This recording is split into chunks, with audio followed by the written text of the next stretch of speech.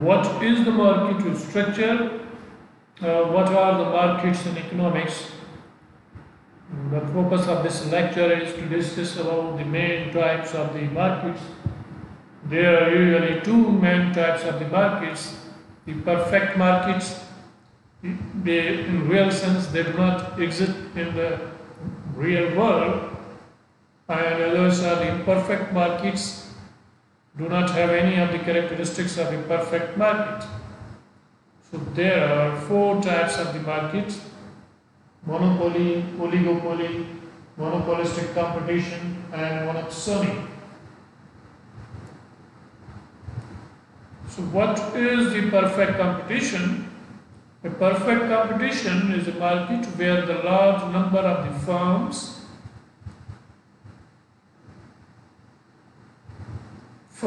are price takers. The firms who are present in that market are the price takers, means they have to accept the price. Whatever the price is present in the market, they have to accept. The large number of the buyers are also present in the large quantity. There's a freedom of entry and exit. Firms, sellers and buyers, they are free to enter in the market and to leave the market. Perfect knowledge. All the buyers and sellers have the perfect knowledge about the availability of the products and the price. And the product they are selling is homogeneous. Homogeneity means similarity. The firms present in the market, they are selling the identical product in the market. So these are the features of the perfectly competitive market, and such kind of the market is non-existence. Another market is the only one dominant firm is the monopoly. We have monopoly is that market where only one dominant firm present.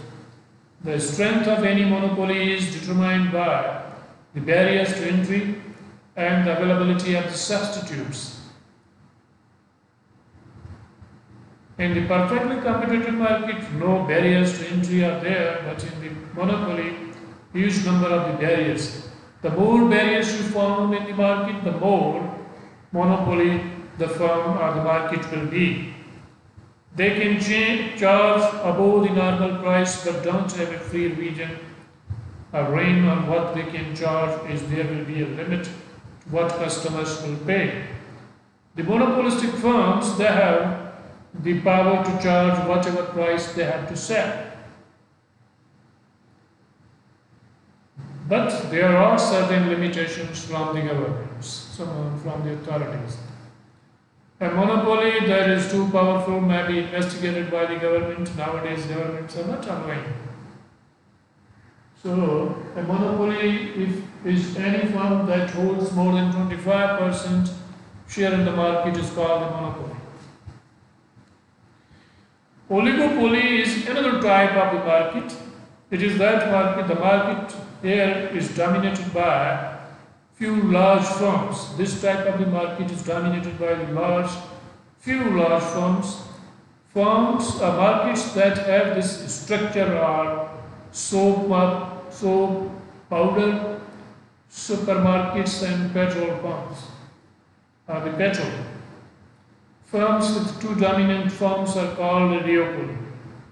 If the market has only two firms, they have the dominancy or the control on the means two sellers are only available in the market of a particular product is called the duopoly.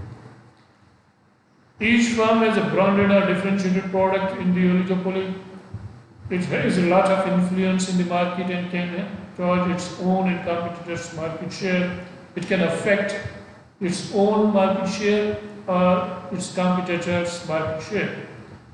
To expand or maintain market shares, firms want to use non-price methods. This can include advertising or branding.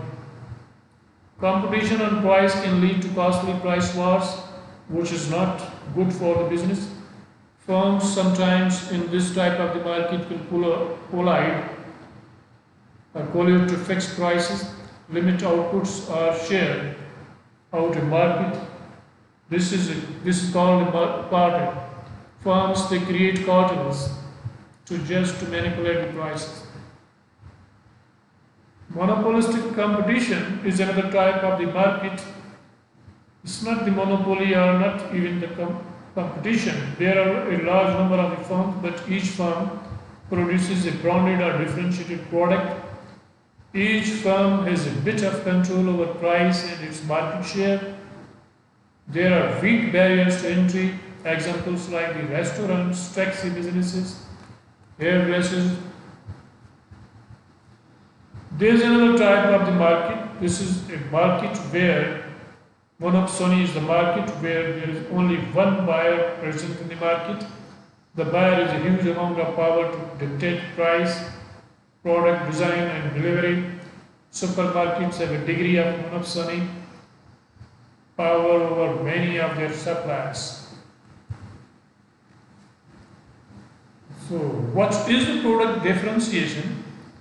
This is when suppliers try to create difference between their products and those of the competition. The real difference include design and quality. The imaginary differences include advertising and brand image. Means the product's differentiation means any kind of the design difference, the quality difference, imaginary differences include the advertising and the brand image. Barriers to entry. What is the meaning of the barriers to entry? The barriers to entry, these prevent any potential competition from competitors from getting into an industry. Means when they are not free to enter in the market, they can either be deliberate or natural. So the deliberate barriers include the marketing barriers. High spending on advertising can create a strong brand image and loyalty, which new firms will find hard to welcome, just like the washing powders, breakfast cereals. So there are some sort of the deliberate barriers. These are created through the marketing efforts.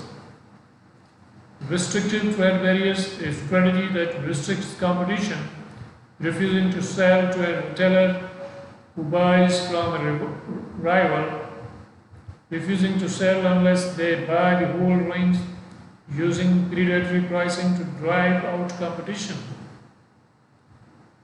Means such kind of the efforts are made not to allow the retailers to sell the competitors' products. There are also natural barriers. Natural barriers include the costs, capital costs. Entry costs to some industries are very high. Car manufacturing requires huge kind of the cost. It's not very easy for everyone. Some costs paid but not recovered. These are the costs that can't be recovered if the firm's fails can include advertising costs and research and development. Another barrier to entry is the economies of scale. Large firms can gain huge economies of scale, which new entrants will find hard to compete with existing firms, will have lower average cost. So the economies of scale means when producing the large quantity decreases the per unit cost, we say the firm is enjoying the economies of scale. There are legal barriers also. The law can prevent new entrants to a market, includes patents and the copyrights. These are also the barriers which cannot allow the competitors to produce similar type of the products. The pricing. The pricing in the perfect markets, the price here is determined by the interaction of demand and supply. How the prices are determined in different types of markets. In the perfect markets, the price is determined by the interaction of the demand and supply. Each firm has to accept